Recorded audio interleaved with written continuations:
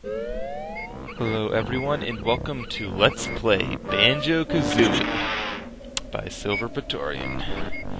This is a bit of a new project of mine, but I figured why not? It'd be something fun to do, and why not start with one of my favorite games from...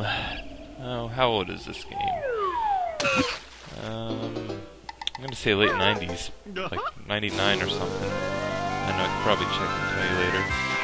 Anyway, here's your introduction to the main characters. Start off with Banjo there in the front, and you got Kazooie right there sitting in his backpack. A little funny stuff going on in the background. This is a really funny game. A lot of jokes, innuendo, etc. That right there is Banjo's sister's Tootie, and dropping in to steal the show is Mumbo. We'll be seeing him a decent bit as the game goes on throughout the worlds. If you actually notice, each of the characters are playing an instrument similar to their name for the most part. Like Banjo's playing a banjo, Kazooie's, I think that's supposed to be like a kazoo or something.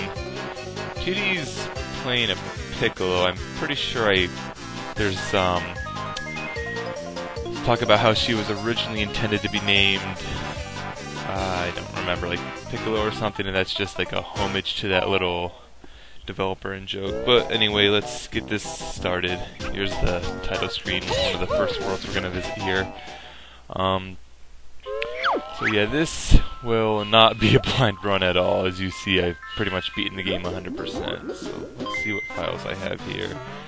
I'll just erase my first file and start over from that one. Actually, if you look at the 3 different save files, each one has Banjo doing something different. Actually, on the Xbox Live remake, I'm pretty sure they changed a lot of the Nintendo references, like the Game Boy here, among other things. I'd actually have to look up, and I could probably tell you guys in later videos what else they changed. But let's get this show on the road.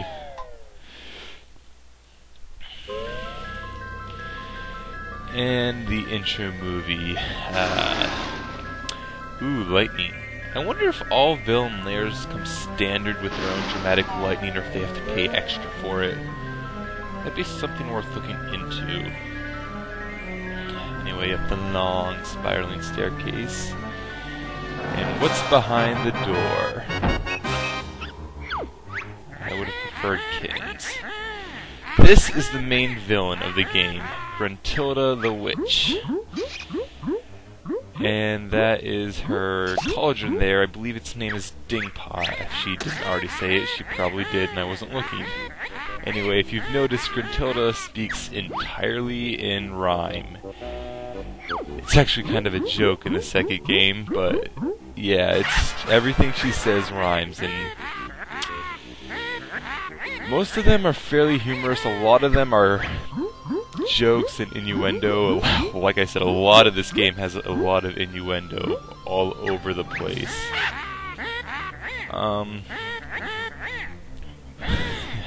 Nicer beauty can't be had. Standard, let's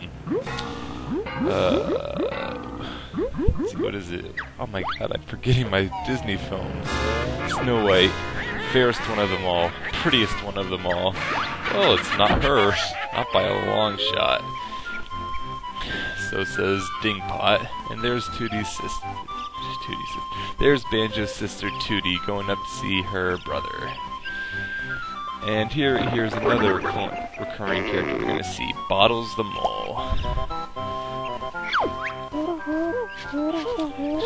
They all speak in their own little pattern here. Actually, I remember there was like a huge petition to have them keep these sounds when they speak in the new-ish Xbox game, Nuts and Bolts, instead of going to, I believe, like live action, or not live action, actual live voice actors, which, to be perfectly honest, I could not picture any of these characters having actual voices. It's just not something that seems, I don't know, it just doesn't seem to fit the game at all. It's too ridiculous a lot of the time. Man, Bottles has worse eyesight than he thinks. If he mistakes Gruntilda for Banjo.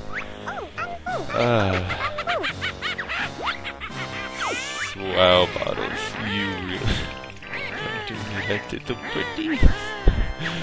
Yep, just another rhyme. They get a lot funnier later on, but that's just one of them. And of course, Banjo's sleeping through everything.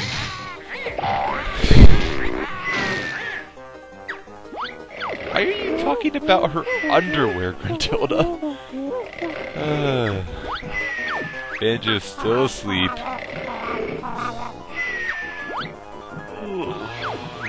Well, and to a lot of people who don't know, Kazooie is actually a girl. Yeah. You'd be surprised how many... Well, actually, you probably wouldn't be surprised, because you don't actually know that she's a girl. They didn't actually make it very obvious, so they weren't exactly trying to hide it at all.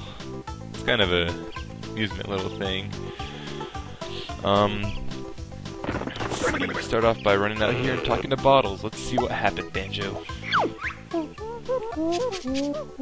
Bottles the mole, short-sighted mole. I'll say you're short-sighted. Oh yeah, another running joke. Bottles and Kazooie will constantly be making fun of each other in more and more insulting ways. It's just... they just seem to love to hate each other.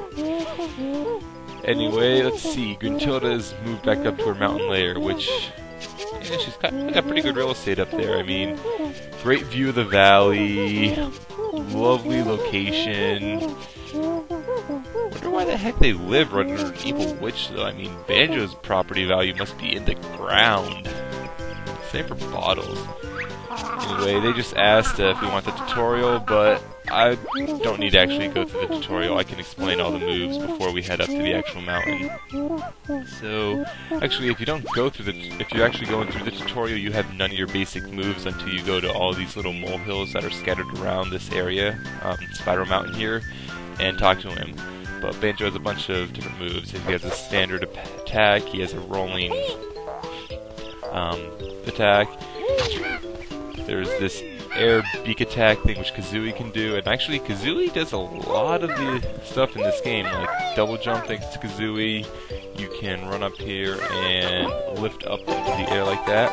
This item I just picked up is an empty honeycomb piece. The game loves to explain the game will explain everything when you first get one.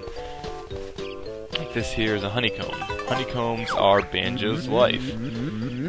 So you start out with 5. That's not going to be too much of a problem now, but could be an issue later on. But like I said, with empty honeycomb pieces, you can expand that. And there are actually 6 pieces here in the... this isn't the hub world, but let's just go with the tutorial area. Yep, there we go. That's 2 pieces. If you look behind that waterfall there, that's extra life. Let's see if I can get to that. Awesome. Banjo can also swim around here. Pretty good for a swimmer. You press B to go underwater, then using B you'll have Kazooie flap her wings to swim faster. Holding A will have Banjo swim, and if you hold R, he'll turn faster even.